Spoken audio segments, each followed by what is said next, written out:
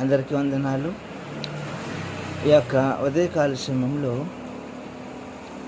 దేవుణ్ణి స్తుతించడానికి, దేవుని మహిమపరచడానికి రీతిగా ఈ యొక్క ఉదయకాల సమయంలో మీతో మాట్లాడడానికి దేవుడు నాకు అనుగ్రహించినటువంటి గొప్ప సమయాన్ని బట్టి దేవుడు మనకి మహిమ కలుగును గాక. ప్రియులారా, ఈ యొక్క ఉదయకాల సమయంలో దేవుని యొక్క లేఖనాల్లోంచి ఒక మాటను మీకు జ్ఞాపకం చేయాలని చెప్పేసి నేను ఆశపడుతున్నాను. అది ఏంటంటే, బైబిల్ గ్రంథంలో ఒక మాట రాయబడింది.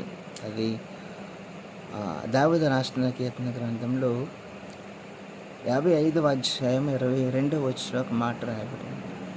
అదేంటంటే, నీ భారము యెహోవా మీద మోపము, ఆయనే నిన్ను ఆదుకొనును, నీతిమంతులను ఆయన ఎన్నడను విడువడు అని అక్కడ రాయబడుతుంటుంది.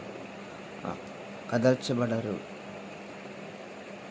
మనకున్నటువంటి భారం ఏదైతే ఉందో, లేకపోతే నీ జీవితంలో నువ్వు ఏ భారం అయితే కలిగి ఉన్నావో, ఆ యొక్క అప్పులు అనే భారమైనా, లేకపోతే అనారోగ్యం అనే భారమైనా, ఆర్థిక ఇబ్బందులు అనే భారమైన, సమస్యలైనా, ఇరుకులైన, ఇబ్బందులైనా, ఎటువంటి భయంకరమైన పరిస్థితి అయినా నువ్వు కలిగి ఉన్నటువంటి ప్రతి భారాన్ని కూడా ఆయన మీద వేస్తే, ఆయనకు అప్పగిస్తే, దేవుడు ఖచ్చితంగా నీవు కలిగి ఉన్నటువంటి భారాన్ని ఆయన తీసుకుని నీకు గొప్ప నెమ్మదిని కలుగు చేస్తాడు.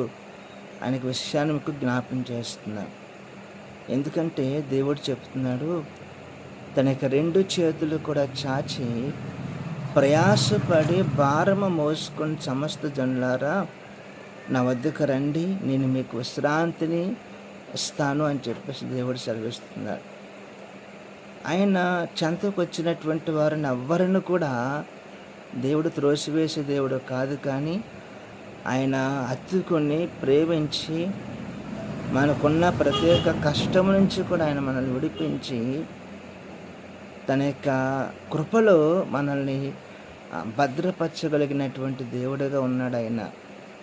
కాబట్టి ఈ యొక్క ఉదయకాల సమయంలో దైవజనమా దేవుని బిడ్డలారా, నీవు ఎటువంటి భారము కలిగి ఉన్నప్పటికీ ఆయన ఒక్కసారి దేవుని యొక్క సన్నిధిలో మోకరించి, తండ్రి అయిన దేవా, నేను కలిగినటువంటి భారము నీకు అప్పగిస్తున్నాను, ఆ యొక్క భారం నుంచి నన్ను విడిపించండి, పూర్ణ శాంతి నాకు దయచేయండి ప్రభువా అని దేవుని యొక్క సన్నిధిలో మీరు ఒక్కసారి ప్రార్థన చేస్తే, దేవుడు ఖచ్చితంగా మీ ప్రార్థన ఆలకించి మీ జీవితంలో గొప్ప కార్యం చేస్తారనే విషయాన్ని జ్ఞాపకం చేస్తున్న మాటలు దేవుడు దీవించును గాక. ఆమేన్.